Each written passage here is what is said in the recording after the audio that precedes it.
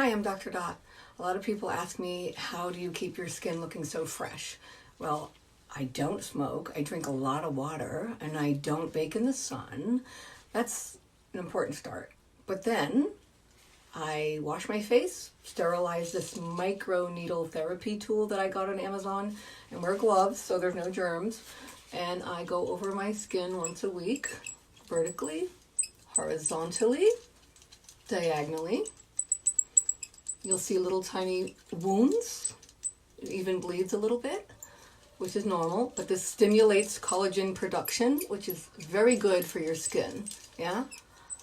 It's a do-it-yourself at home thing, yeah? You can use your favorite serum after, but I take aloe vera and I cut open a leaf and I spread it on right away after.